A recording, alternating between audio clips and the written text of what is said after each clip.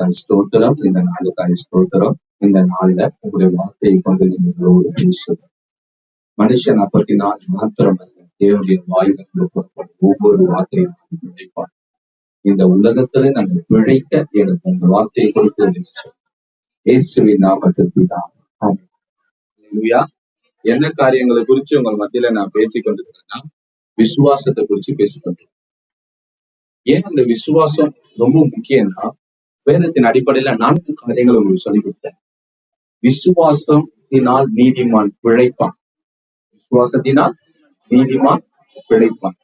பிழைக்கிற இந்த காரியங்கள்னா, ஒரு மனிதனை தண்ணீர்ல தூக்கி போட்டுட்டா நீச்சல் தெரியாதவன் செத்துடுவான். நீச்சல் தெரிகிறவன் தான் பிழைப்பான். ஒரு மனிதனை போய் வனாந்திரத்துல விட்டுட்டா, பாலைவனத்துல தண்ணீர் இல்லாத இடத்துல விட்டுட்டா, அதுல எப்படி அவனால மீண்டு வாழணும் என்ற அறிவு இருக்கிற மனிதன் தான் அதுல மீண்டு வாழ முடியும். சாதாரண மனிதன் பாலைவனத்துல போய் மாட்டிக்கினான்னா செத்துடுவான். காட்டுல மாட்டினாலும் செத்துடுவான். இப்போ போதுமான அறிவு இருந்தாதான் அவங்க பிழைக்க முடியும். இப்போ வேத வசனம் சொல்லுது, இந்த பூமியில நாம பிழைக்க, அழியாமல் பிழைப்பதற்கு என்ன தேவைன்னா விசுவாசம் தேவை. அதுதான் வேதம் வசனம் சொல்லுது, விசுவாசத்தினால் நீதிமான் பிழைப்பான். புரியுதுங்களா? அப்ப இந்த உலகத்துல நம்ம வாழ்வதற்கு என்னது, தேவன் சொன்ன பிரகாரம் வாழ்வதற்கு, பாவம் இல்லாமல் வாழ்வதற்கு, நம்ம வியாதி இல்லாமல் வாழ்வதற்கு, நல்ல தேவனுடைய ஆசீர்வாதங்களை நன்மைகளை பெற்று வாழ்வதற்கு விசுவாசம் தேவை. முதலாவது. 2வது காரியம் என்னன்னா, விசுவாசிக்கிறவனா எல்லாம் கூடும். இப்போ நம்ம வாழ்க்கையில எல்லா காரியங்களும் வாய்க்க செய்வதற்கு விசுவாசம் தேவை. அதுதானே சொன்னேன். 2வது வெள்ளைகளை விரிவாக்குறது. கொஞ்சம் நானே நோட்ஸ் எடுத்துக்கிறேன். எல்லைகளை விரிவாக்குவதற்கு விசுவாசம் தேவை. எதுக்கு விசுவாசம் தேவை? எல்லைகள். இப்ப எல்லை என்பது என்னன்னா, நம் மனம் எந்த அளவுக்கு சிந்திக்கிறதோ அந்த அளவுக்கு தான் செயல்பட முடியும். மனிதனுடைய மனவுக்கு குறுகிய மனப்பான்மை. அது என்ன சொல்லுது, அவனை தூக்கன், அது ஒரு குறுகிய மனப்பான்மை.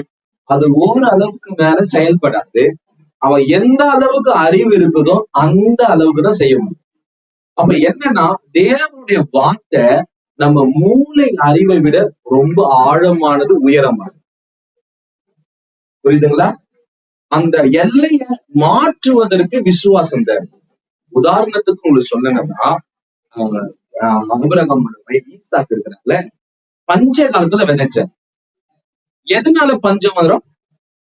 தண்ணி இல்லாத சூழல், விதை வளர்வதற்கு இல்லாத சூழல். அப்ப அந்த நேரத்துல எல்லா விவசாயிகளுடைய ஒரே நோக்கம் என்னன்னா, இருக்கிறத பாதுகாத்துக்கணும். விதைக்க முடியாது. கையில இருக்கிற தானியத்தை பாதுகாத்தாதான் சாப்பிடுறது, கஞ்சி குடிக்கிறதுக்கான வழி இருக்கும். அப்ப எல்லாருடைய அறிவு எப்படி இருக்குன்னா, விதை தானியங்களை பாதுகாத்து வச்சு கஞ்சியாச்சு சாப்பிட்டு பிழைக்கணும் தான் அவங்க எண்ணம் இருக்கும். ஆனா தேவன் தோன்றி ஈசாக்கு இடத்துல சொல்றாரு, நீ விதை, நான் உன்னை விளைய செய்கிறேன். அப்போ இந்த மூளை என்ன சொன்னா, விதைக்காத, எடுத்து வை, நீ சாப்பிடணும், உன்னோட ஆடு மாடு ஒட்டகங்கள் சாப்பிடணும், குடும்பம் சாப்பிடணும், பிழைப்பதற்கு சில தானிய வேலைன்னு சொல்லிட்டு மூளை சொல்லும். இதுதான் லிமிட்டட், மைண்டோட லிமிட்டேஷன். அப்ப ஆண்டோடைய வார்த்தைய விசுவாசிக்கும் பொழுது நம்ம என்ன பண்ணோம்னா, எல்லை மீறி செயல்படும். விதைக்க முடியாத சூழ்நிலையில விதைப்போம், கொடுக்க முடியாத சூழ்நிலையில் கொடுப்போம். புரியுதுங்களா உங்களுக்கு?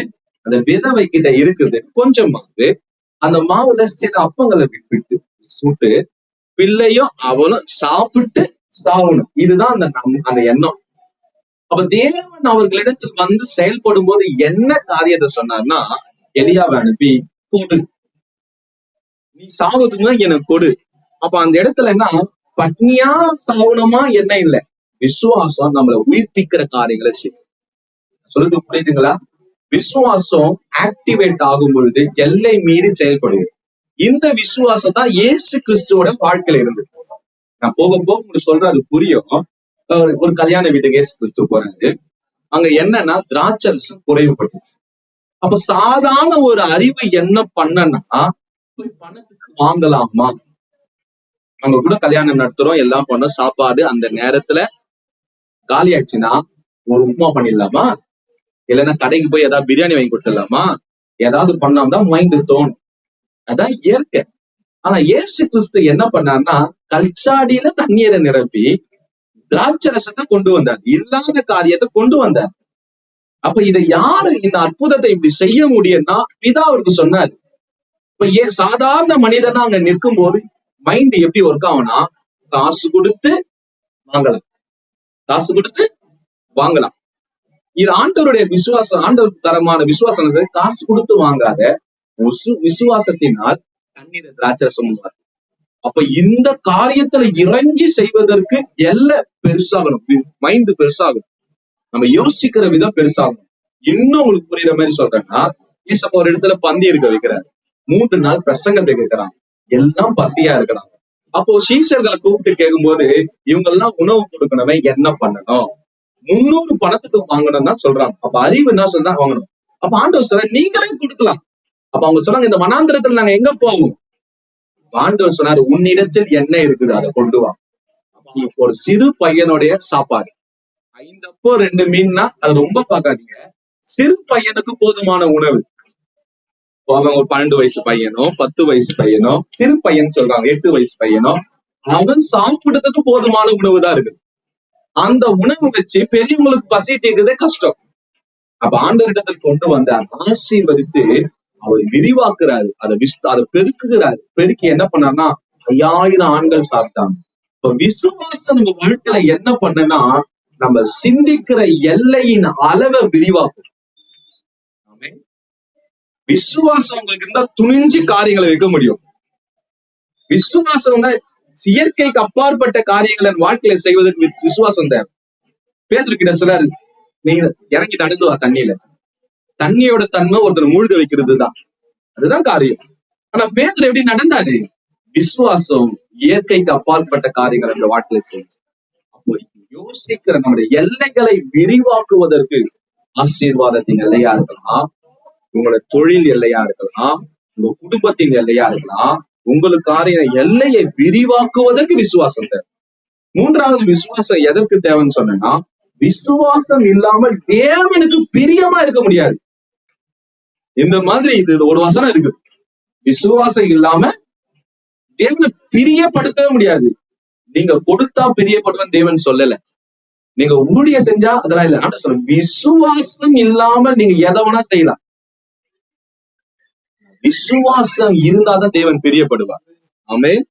அப்ப நீங்க செய்கிற காரியங்களை தேவன் உண்மையாவே இங்க இருக்கிறார்னு நீங்க விசுவாசிச்சீங்கன்னா இந்த ஆராதனை எப்படி இருக்கும் தெரியுமா?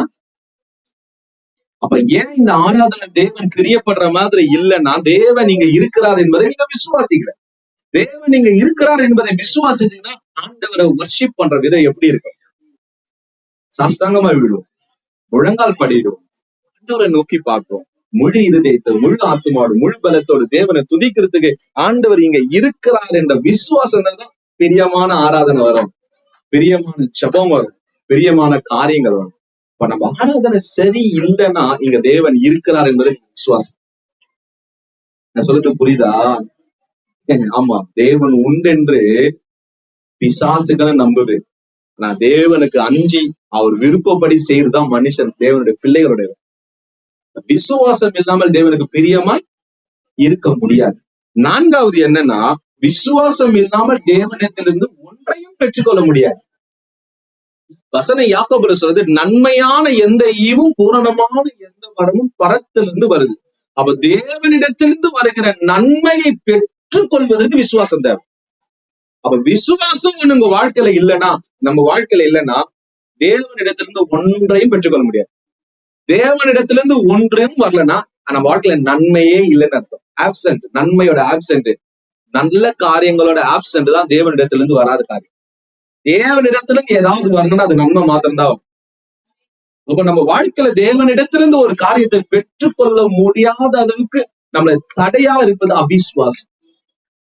விசுவாசம் இருந்தாதான் தேவனிடத்தில் பெற்றுக்கொள்ள முடியும். இந்த 4 காரியங்கள் வேதத்தில் ரொம்ப முக்கியமான காரியம். 5வது, விசுவாசிக்கிறவங்க எல்லாம் கூடும், தேவனால் எல்லாம் கூடும், தேவனுடைய விசுவாசத்தை உடையவனுக்கு எல்லாம் கூடும். ஆமென். இந்த காரியங்கள் அடிப்படையில தான் நம்ம இந்த காரியத்தை கற்றுக்கொள்வோம். அப்ப இதை புரிஞ்சுக்கிறீங்கன்னா இந்த விசுவாசம் எவ்வளவு முக்கியம்னு உங்களுக்கு தெரியும். அப்ப இந்த விசுவாசம் எங்கிருந்து வரும்? வேத வசனத்தின் அடிப்படையில நீங்க கற்றுக்கொள்ளணும். அப்ப விசுவாசம் எல்லா மனிதனுக்கு இயற்கையாவே இருக்குது. அது இயற்கையான விசுவாசம். மேல போட்ட காசு கீழே வரும். நான் சொல்றேன், மேல போட்ட காசு மேலேயே மிதக்கினே இருக்குன்னு சொன்னா யாரா நம்புவீங்களா? அது இயற்கை அறிவு. மேல போனா கீழே தான் வரும். அது இயற்கை. கரெக்டா? அப்ப இயற்கையான சில காண்கிற காரியங்களை காலையில சூரியன் வரவே வராதுன்னா யாரா நம்புவீங்களா? சூரியன் 24 மணி நேரமும் நம்ம சென்னையில உதிர்ச்சிட்டே இருக்குன்னு சொன்னா யாரும் நம்புவீங்களா? இல்ல. இதெல்லாம் இயற்கையாவே நம்ம கண்டு, நம்ம தொட்டு, நம்ம ஃபீல் பண்ணி, நம்ம நுகர்ந்து, ஐம்புலன்கள் சம்பந்தப்பட்ட காரியங்கள் இயற்கையாகவே நமக்கு விசுவாசம் உண்டு. இந்த விசுவாசத்தை குறித்து தேவன் பேசல. தேவன் தன்னுடைய விசுவாசத்தை குறித்து இங்க பேசுற. சொல்லுது புரியுதுங்களா? இயற்கையாக சில விசுவாசம் நமக்கு இருக்குது. அந்த விசுவாசத்தினால தேவனிடத்திலிருந்து ஒன்றும் வராது. தேவனிடத்திலிருந்து பெற்றுக்கொள்ள தேவனுடைய விசுவாசம் தேவை. அந்த தேவனுடைய விசுவாசத்தை குறிச்சுதான் போன வாரம் உங்களிடத்தில் பேசணும். ஆமென். வசனம் சொல்லுது, நீங்கள் கிருபையினாலே விசுவாசத்தை கொண்டு ரட்சிக்கப்பட்டீர்கள். இது உங்களால் உண்டானதல்ல, தேவனுடைய கிஃப்ட். ஈவு என்பதனால தேவன் கொடுக்கிற பரிசு. அப்ப இந்த காரியத்துல நிறைய பேர் எதை குறிச்சு பேசுவாங்கன்னா, ரட்சிப்பு மாத்திரம் தேவன் கொடுக்கிற பரிசுன்னு பேசுவாங்க. என்ன கொடுப்பாங்க? எப்படி பேசுவாங்க? ரட்சிப்பு தேவன் கொடுக்க. ரட்சிப்பு மாத்திரம் தேவனுடைய பரிசு இல்ல. இங்க 3 காரியங்கள் இருக்குது. கிருபை, விசுவாசம், ரட்சிப்பு. இது 3மே தேவனிடத்துல தான் வருது. கிருபை தேவனிடத்தில் வருது, விசுவாசமும் தேவனிடத்துல வருது, ரட்சிப்பும் தேவனிடத்துல வருது. அப்ப இது எப்படி ஆபரேட் ஆகுதுன்னு புரிகிறதுனா, ரோமர் 10ஆம் அதிகாரத்துல இருக்குது. விசுவாசம் கேள்வியினால் வரும். விசுவாசம் கர்த்தருடைய வார்த்தையினால் வரும். வேத வாசிங்க 10:17 வாசிங்களேன். ரோமர் எடுங்க, பைபிள் தெரியும்.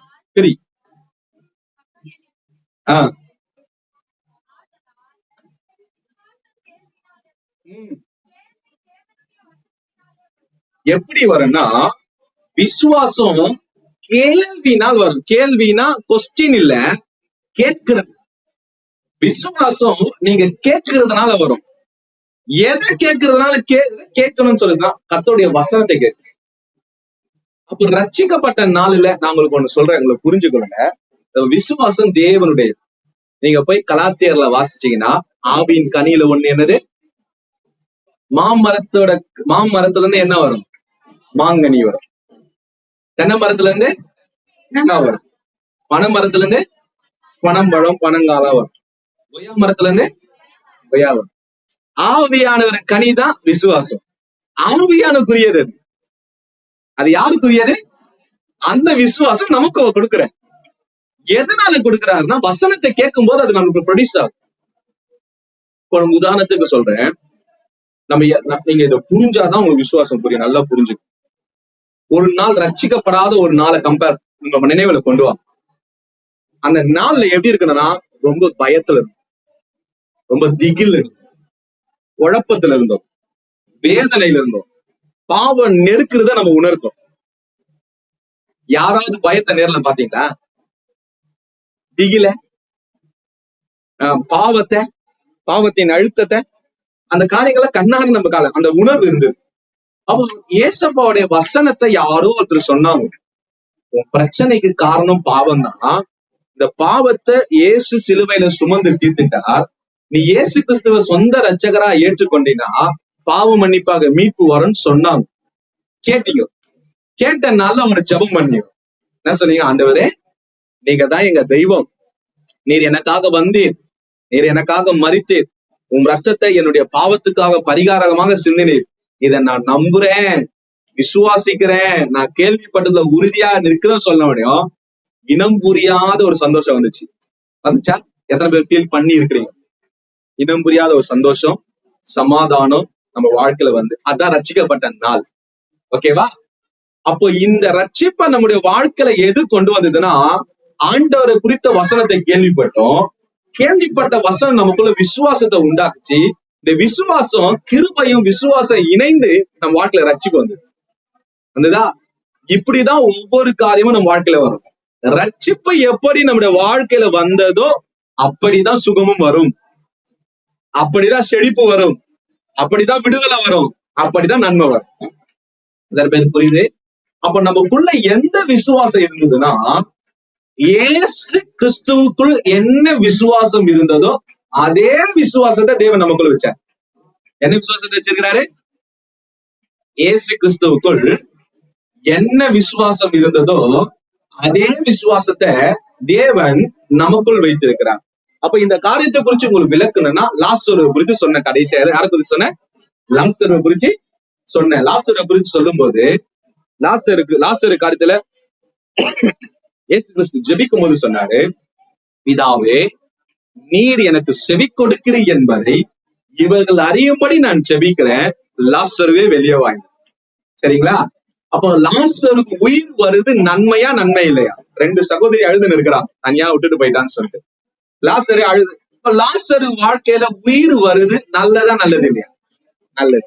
அப்ப அந்த நன்மையை எது கொண்டு வச்சுன்னா, இயேசு கிறிஸ்துக்குள் இந்த விசுவாசம். அந்த விசுவாசத்தோடு லாசருவை கூப்பிட்டாரு, லாசரு வந்தான். இதைத்தான் நீங்க ரோமர்ல 4ஆம் அதிகாரத்துல வாசிக்கும் போது, இல்லாதவைகளை இல்லாதவைகளை இருக்கிறவைகள் போல அழைக்கிற தேவன். இது ஒரு டிரான்ஸ்லேஷன் என்ன சொன்னா, இல்லாதவர்களை, என்னது?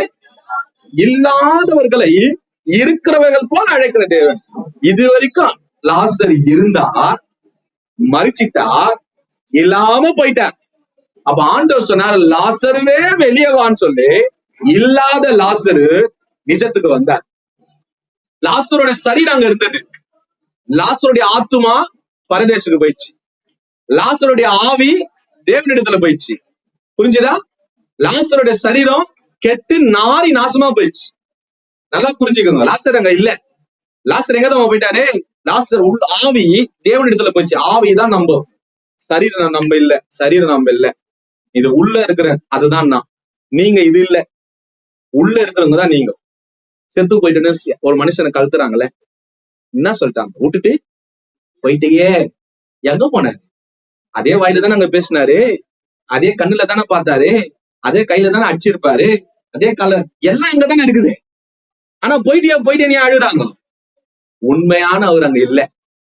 அதான் வசனம் சொல்ற, ஆவி தேவனிடத்தின் போது ஆத்துமா நியாயத்திற்காக நன்மையான அது போகுது, அது பரதேசிக்கு போயிடுச்சு.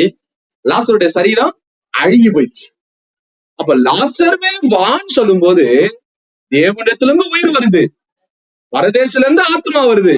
ரெண்டுமே சரீரத்துக்கு வரும்போது இந்த சரீரம் வாழ்வதற்கு தகுதியற்றதா இருக்குது, அழுகி போயிடுச்சு. கண் அழுகி போச்சு, லங்ஸ் அழுகி போச்சு, நுரையீரல், கிட்னி எல்லாம் கெட்டு போயிடுச்சு. ஏற்கனவே வியாதிப்பட்ட உடம்பு இன்னுமே 4 நாளா நாரி போயிடுச்சு. இதை எல்லாவற்றையும் சரி செஞ்சு லாசர் நந்து வர. இதுதான் விசுவாசம் இல்லாதவைகளை இருக்கிறவர்கள் அழைக்கும். அப்போ உங்களுக்குள்ள இருக்கிற தேவனுடைய விசுவாசம் உங்க வாழ்க்கையில இல்லாத சுகத்தை கொண்டு வரும், உங்க வாழ்க்கையில இல்லாத செழிப்பை கொண்டு வரும், உங்க வாழ்க்கையில இல்லாத விடுதலையை கொண்டு வரும், உங்க வாழ்க்கையில இல்லாத நன்மைகளை கொண்டு வரும். அதற்கு இந்த விசுவாசத்தை பயன்படுத்தணும். எத்தனை பேர் புரிஞ்சுது? அல்லேலூயா.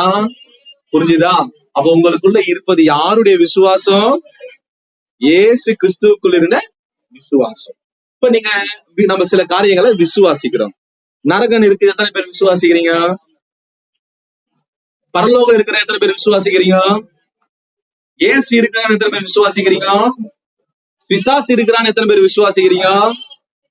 இதெல்லாம் எத்தனை பேர் பாத்தீங்க? விசுவாசம்.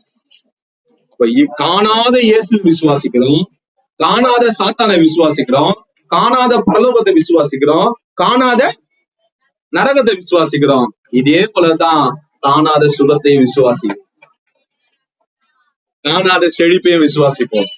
தேவ ரகமான விசுவாசம் நம் வாழ்க்கையில என்ன செய்யணும்? இதுவரை நீங்கள் காணாத நன்மைகளை உங்க வாழ்க்கையில கொண்டு வந்து சேர்க்கும். எத்தனை பேர் நான் சொல்லுது புரியுது? அப்போ ரட்சிப்புக்கு நீங்க என்ன பிரயாசப்பட்டீங்க? யாராவது ரட்சிப்புக்கு கோடிக்கணக்கில் செலவு பண்ணீங்களா? யாராவது ரட்சிப்புக்கு உங்க உடலை வருத்துனீங்களா? யாராவது ரட்சிப்புக்கு ஏதாவது நற்கிரியைகளை செய்தீங்களா? ஒண்ணுமே செய்யல. ரட்சிப்புக்காக என்ன செஞ்சீங்க? ஆண்டவரை விசுவாசிச்சீங்க, சொன்ன வார்த்தையை நம்புனீங்க, வாயினால அறிக்கையிட்டீங்க, உங்க வாழ்க்கையில ரட்சிப்பு பிறந்ததுல. அதே போலதான் காணாத சுகமும் உங்க வாழ்க்கையில பிறக்கணும்னா நம்புங்க, நம்புனதை அறிக்கையிடுங்க, அறிக்கையிடுது வரும். ரட்சிப்பு வந்த அது எந்த பாதையோ, ரட்சிப்பு வந்தது எந்த பாதையோ, உங்க வாழ்க்கையில ரட்சிப்பு எந்த வழியா வந்ததோ அதே வழியாதான் சுகமும் வரும், அதே வழியாதான் நன்மை வரும், அதே வழியாதான் விடுதலை வரும், அதே வழியாதான் எல்லா விதமான கர்த்தர் கொடுக்கிற அனைத்து ஆசீர்வாதங்களும் வரும். புரிஞ்சுதா உங்களுக்கு? நம்முடைய விசுவாசம் என்பது காண்பதையோ கேட்பதையோ நுகர்வதையோ தொடுவதையோ பொறுத்ததல்ல. நம்ம விசுவாசம் காணாதவைகளை பொறுத்தது.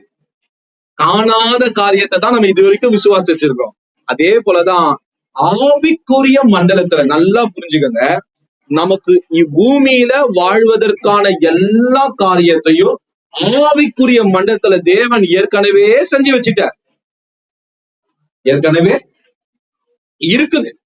அந்த பூமிக்குரிய வாழ்க்கைக்கு இந்த ஸ்பிரிட் ரிலம்ல இருந்து இந்த இயற்கை உலகத்துக்கு அந்த காரியத்தை கொண்டு வருவதற்கு என்ன தேவைன்னா விசுவாசம் தேவை.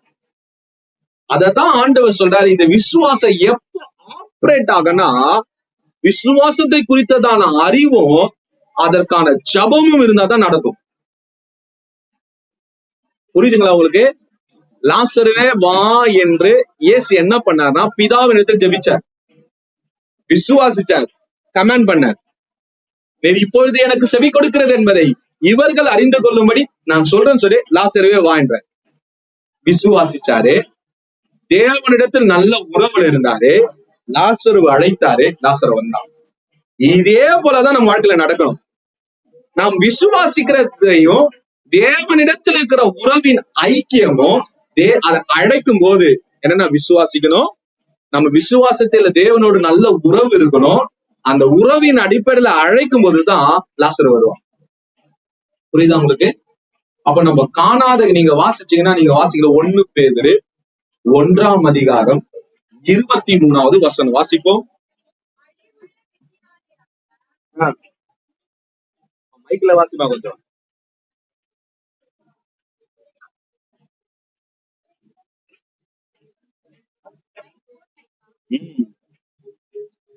மைக்ல வேணா வாசி, அந்த மைக்ல விட வாசி.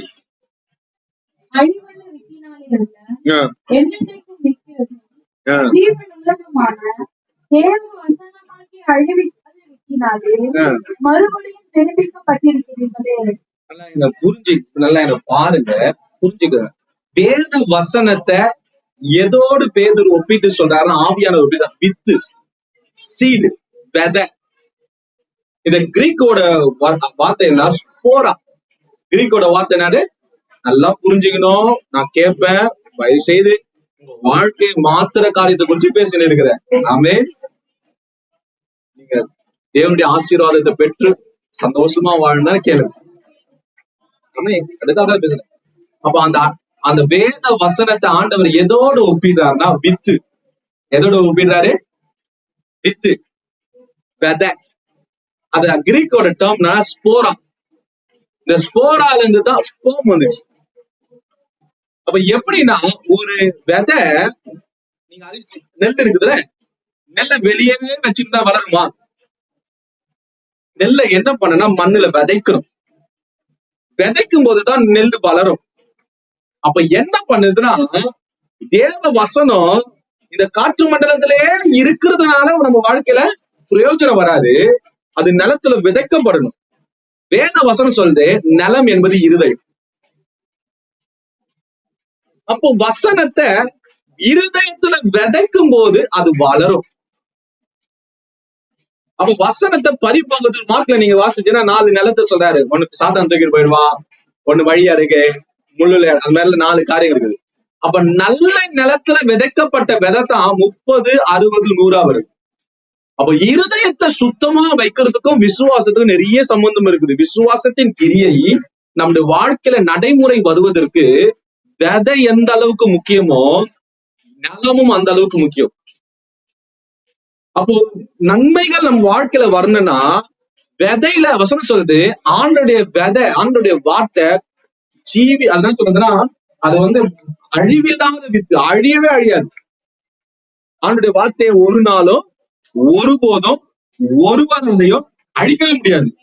ஆனா விதை வளரணும்னா நிலம் தேவை.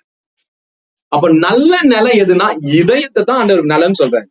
அப்ப நல்ல நிலமா இருதயத்தை மாற்றும் போது அழிவில்லாத விதை அதுல விதைக்கப்படும் பொழுது அதிலிருந்து நன்மைகள் உண்டாகும்.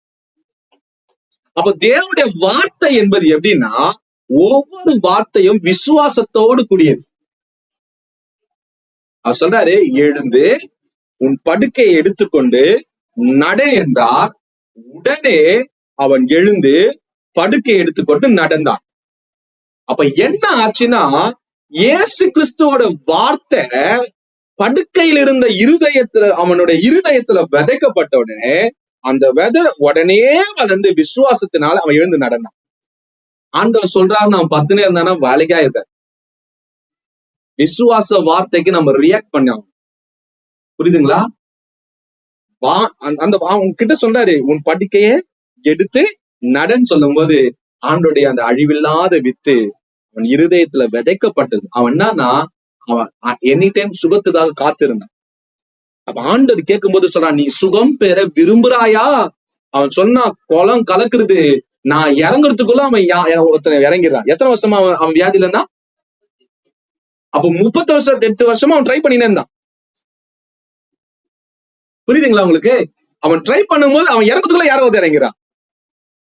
அப்போ அவன் இருதயம் சுகத்துக்காக காத்து கொண்டு இருக்கிற ஒரு இருதயம், நல்ல இருதயம். ஆண்டுடைய வார்த்தை எழுந்து உன் படுக்கை எடுத்துக்க, அந்த காரியம் அதுதானே நடன்னு சொல்ல முடியும். அவன் எழுந்து நண்டா. அப்ப அதே மாதிரிதான் ஆசீர்வாதத்துக்காக நம் இருதயம் சுத்தமா காத்து கொண்டிருக்கும் போது, சுகத்துக்காக நம் இருதயம் காத்து கொண்டிருக்கும் போது, நன்மைக்காக நம் இருதயம் பரிசுத்தமாக்கி காத்து கொண்டிருக்கும் போது, இங்க இருந்து வர வேத வசனம் இருதயத்தை விதைக்கப்படும் போது உடனே வசனம் 10 வருஷம் கழிச்சு பலன் தரும் சொல்ல, இம்மிடியட். ஆமே, உடனே அந்த பெண் தலித்தாகுமி இல்ல சிறு பெண்ணே 2 வருஷம் கழிச்சு வந்துச்சா? உடனே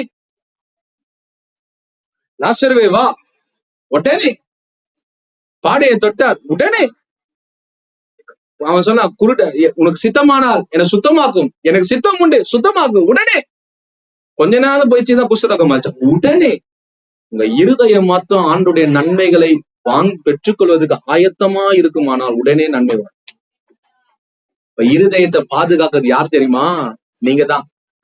எல்லா காவலோடு உன் இருதயத்தை பாதுகாத்துக்கொள், அதிலிருந்து ஜீவ ஊற்று புறப்படும். வசனம் இருதயத்தோடு சம்பந்தப்பட்டது. அப்ப இருதயத்தை பாதுகாக்காம விசுவாசம் ஒர்க் ஆகாது. அப்ப வார்த்தை வருது, இருதயத்துல விதைக்கப்படுது. அப்போ நமக்கு கொடுக்கப்பட்ட இந்த வசனம் சொல்லி நீங்க வாசிச்சீங்கன்னா, அவருடைய தழும்புகளால் குணமானீர்கள். அவருடைய தழும்புகளால் குணம் ஆனீர்கள் அப்படின்னு வசனம் சொல்லுது. இத நீங்க ஏற்கனவே அந்த சுகம் ஆவிக்குரிய உலகத்துல இருக்குது. அத பூமிக்கு ஒரு உலகத்துக்கு கொண்டு வரதுக்கு என்னன்னா, உங்க மன ஆயத்தமா இருக்கணும், உங்க இருதயம் ஆயத்தமா இருக்கணும்.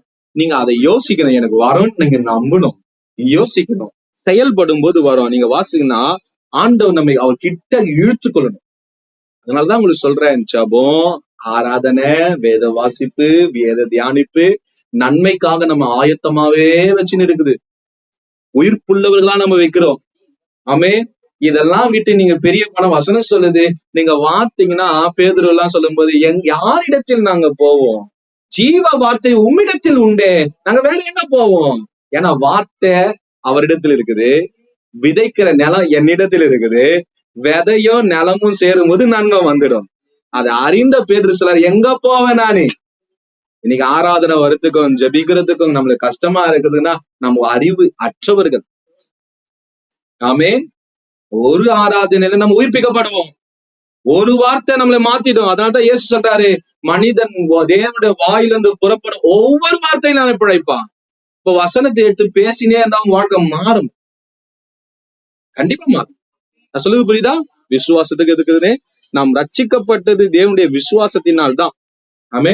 அதை நம்ம உட்புகும் தெய்வீக காரியங்களை கொண்டு வருது. அப்ப இந்த விசுவாசத்தை குறிச்சு கலாத்தியர் 2:16 2:20 சொன்னா அது தேவனுடைய விசுவாசம். யாருடைய விசுவாசம்? நம்மளது இல்ல. தேவன் தம்முடைய விசுவாசத்தை நமக்கு வச்சுக்கிறாரு. அந்த விசுவாசத்தை குறிச்சு நீங்க புரிஞ்சுக்கணும்னா, லாசருவே வா என்று சொன்னார்ல அந்த விசுவாசம், குருடனை குணமாக்கலன்னு அந்த விசுவாசம், முடவனை நடக்க பண்ணார்னா அந்த விசுவாசம், சப்பானியை ஓட பண்ணார்ல அந்த விசுவாசம், கை இல்லாதவன் கை குத்தார்ல அந்த விசுவாசம், உணவு இல்லாதவனுக்கு ஆகார நெருக்கடியில அந்த விசுவாசம். அந்த விசுவாசத்தை தேவன் நமக்கு கொடுத்துருக்காரு. இந்த விசுவாசம் தான் பேதுருக்குள்ள இருந்தது. இந்த விசுவாசம் தான் பவுலுக்குள்ள இருந்தது. ஆமே. அந்த லிதியால் சுகமாக்குது பேதுரு எந்த விசுவாசத்தை பயன்படுத்தினாரு? ஒருத்தன் வாலிபன் மேல இருந்து விழுந்து செத்தானே, அவனை உயிர் எழுப்பது பவுல் எந்த விசுவாசத்தை பயன்படுத்தினாரு? அந்த விசுவாசம் தான் உனக்குள்ள இருக்குது. நாம போய் மரண வீட்டுக்கு போய் சாவ அடக்கம் பண்ணிட்டு வந்துடும். அதே விசுவாசம் தான் மரண வீடு அல்ல, அது உயிர்த்தெழுதல் கூட்டமா மாறும். ஆமென். அப்ப அந்த விசுவாசம் தான் நமக்கு வேணும். வேணும்ல, இருக்குது. அப்ப அந்த விசுவாசத்தை குறித்ததான அறிவு பற்றாக்குறை நம்மளுக்கு என்ன? அது போன் யூஸ் பண்ணாதவங்க கிட்ட போன் குத்த மாதிரி, பேப்பர் வெயிட்டா யூஸ் பண்ணுவாங்களே அந்த மாதிரி கிடையாது. அப்ப அதை குறித்த அறிவு இருக்கிறவன் என்னன்னா யூஸ் பண்றானுங்க தெரியுமா? வச்சு பண்ற பாடுக்குத போன் அழுது. அதே மாதிரி தான் விசுவாசத்தை குறித்து அறிவு நமக்கு வரும்போது அதை உபயோகப்படுத்தி நம்ம உலகத்தை நம்ம மாற்றி அமைக்கலாம். வசனம் சொல்லுது, நீங்க காண்கிற உலகம் விசுவாசத்தை எல்லாம் உண்டானது. இன்னைக்கு விசுவாசத்தை வச்சு எதெல்லாம் கெட்டு போனதோ அதெல்லாம் சீர்படுத்த நம்மளால முடியும். ஏலூயா. சீர்படுத்த ஆசையா இல்லை, எனக்கு ஆசையா இருக்குது. நான் ஒர்க் பண்றேன். நாமே இந்த விசுவாசத்தை ஆண்டவரே எனக்கு அறிவு இல்லை, நான் ஆனஸ்டா போய் ஒத்துக்கணும் ஆண்டுகிட்ட, இந்த விசுவாசத்துக்கு அறிவு இல்லை, எனக்கு கொடுங்க அந்த அறிவை. பயன்படுத்துற ஆண்டவர், நடத்துற ஆண்டவர், கேட்டுனே இருக்கிறேன், ஜெபிச்சுனே இருக்கிறேன், உட்காந்து படிச்சுனே இருக்கிறேன். அப்போ நீங்க உங்க வாழ்க்கை மாறினா நீங்க தான் ஒர்க் பண்ண. உங்களுக்காக நான் ஒர்க் பண்ண முடியாது. எனக்காக நான் ஒர்க் பண்றேன். என்னுடைய விசுவாசத்தை அறிவு அதிகமாச்சுன்னா யாருன்னா வியாதி வந்தா சுகமாக்க அனுப்புறேன். ஆனா அந்த சுகத்தை தக்க வைக்கிறது உங்க விசுவாசம் தான். புரியுதுங்களா? என் விசுவாசத்தை, எனக்குள்ள தேவன் வைத்த விசுவாசத்தினால உனக்கு சுகம் கொடுக்க முடியும். ஆனா சுகத்தை தக்க வைக்கிறது உங்க விசுவாசம் தான் காரணம். புரிஞ்சுதுங்களா உங்களுக்கு? நிறைய பேர் க்ரூசைட்ல எல்லாம் ஹீலிங் ஆயிடுவாங்க. ஹீலிங் ஆகிட்டும் போனோடனே திருப்பி வியாதி வந்துடும். ஏன்னா போதுமான விசுவாசம் அவனுக்கு இருக்காது. அந்த ஊழியக்காரன் தனக்கு தேவன் கொடுத்த அந்த விசுவாச அறிவை வச்சு அவனை ஃபீல் பண்றான். இவன் அந்த விசுவாசத்தை அறிவு குறைஞ்சதுனால அவனால பாட முடியும். புரிஞ்சுதுங்களா உங்களுக்கு? இப்ப விசுவாசத்தை குறித்த அறிவு நமக்கு என்ன வேணும்னா, நமக்கு யாருடைய விசுவாசம் இருக்குதுன்னா தேவனுடைய விசுவாசம். யாருடைய விசுவாசம் இருக்குது?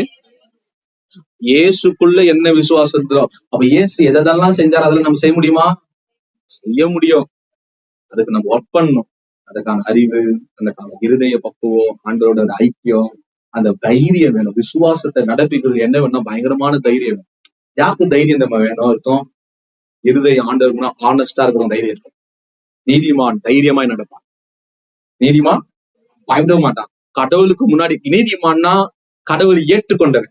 என்னை கடவுள் ஏற்றுக்கொண்டான்னு ஒரு நம்பிக்கை இருக்குது. எனக்குள்ள பாவம் இல்லைன்ற ஒரு உறுதி இருக்கும்போது தைரியமா விசுவாசத்தை ஆபரேட் பண்ணுவோம். இல்லைன்னா பயப்படுவோம். ஆமென். விசுவாசிக்கிறவங்களா நடக்கிற அடையாளங்களான பிசாசுகளை துரத்துவீர்கள். ஆமென். நீ கை வச்சா போய் வியாதி போவோம், பிசாசு துரத்தும். அதுதானே இருக்குது விசுவாசிகளா நடக்கிற அடையாளங்கள் மார்க்ல இருக்குது. நீங்க வாசிச்சீங்கன்னா அந்த காரியத்தை குறிச்சு நீங்க பேசுங்க. சில இடத்துல நீங்க போய் பேய் ஓட்டுங்க, பேய் உங்களை ஓட்டும்.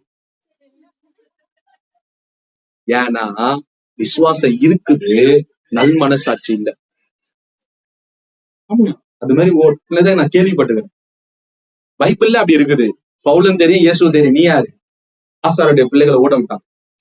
அப்ப என்ன தேவைன்னா நல் மனசாட்சி, சுத்தமா காத்து வாழ்க்கை. போய் நின்னா போய் அலறும். அதே கையை வச்சீங்கன்னா வியாதி குணமாகும். ஆமே. அப்ப நமக்குள்ள இருக்கிற விசுவாசம் யாருடையது? தேவனுடைய விஷயம். இப்ப எபிரேயர் 11ஆம் அதிகாரம் 6ஆம் வசனம் சொல்லுது, விசுவாசம் இல்லாமல், விசுவாசம் என்ன விசுவாசம் நமக்கு இருக்குன்னா தேவனுடைய விசுவாசம் இருக்குது. அப்ப பிரியப்படுத்த நம்மளால முடியும். அவர் பிரியப்படுகிற ஒரு வாழ்க்கை வேணும். அப்ப விசுவாசத்தோடு கூடிய நல் மனசாட்சி. நான் விசுவாசம் பேசினா நீங்க விசுவாசத்தை நிப்பீங்க, அது எனக்கு அதுல பிரச்சனையே இல்லை. ஆனா வசனம் சொல்லுது, சுத்த இருதயம், நல் மனசாட்சி, மாயமற்ற விசுவாசம். எப்படிக்குன்னா நீங்க அந்த வரிசை எனக்கு ரொம்ப பிடிக்கும். அந்த வசனம், சுத்த இருதயம், சுத்த இருதயம். சுத்த இருதயம்னா இன்னைய வரைக்கும் அது சுத்தமாவே இருக்கணும். தேவனோடு நமக்கு உறவுல பிரச்சனையே இருக்கக்கூடாது. மனுஷோட உறவுல நல் மனசாட்சி என்பது என்னன்னா, நாம தேவனுக்கு விரோதமா செஞ்ச பாவத்தை மன்னிப்பு கேட்டிருப்போம். சக மனிதர் கிட்ட சாரி சொல்ல மாட்டோம். நிறைய பேர் மனுஷன் கிட்ட சொல்ல மாட்டாங்க, ஆண்டவர்கிட்ட சாரி சொல்ல வேண்டுமா? அப்படி இல்ல.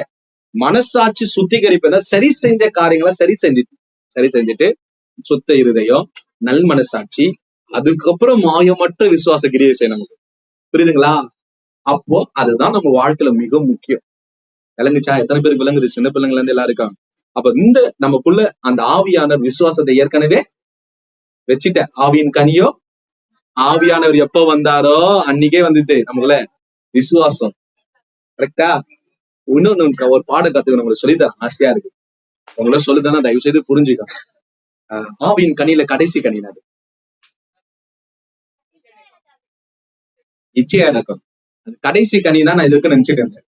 அது கடைசி கனி இல்ல, படிக்கட்டுல ஃபர்ஸ்ட் படி, அன்பு மேல கீழே படிக்கட்டுல. அது என்னது? ஃபர்ஸ்ட் இச்சையடக்கம் என்ற கனி பூர்ணமா கிரியை செஞ்சாதான் நம்ம வாழ்க்கையில அன்புல உச்சத்துல போகணும். பேஸ்மெண்ட் அதுதான். எனக்கு ஒரு அண்ணன் கத்து கொடுத்தாரு, எனக்கு சந்தோஷமா இருந்துச்சு. ரொம்ப ஸ்ட்ராங்கா இருக்கணும் ஆண்டவருக்குள்ள. ஆமென், அல்லேலூயா. அப்ப என்னன்னா, முன்பு இல்லாதவைகளை இருக்கிறது போல் நம் வாழ்க்கையில அழைக்கிற தேவன் ஒருவர் இருக்கிறார். அவர் எல்லா காரியத்தையும் செஞ்சார். ஆண்டவர் ஒளிய வெளிச்சம் இல்லாத பொழுது வெளிச்சத்தை அழைச்சார், வெளிச்சம் வந்தது.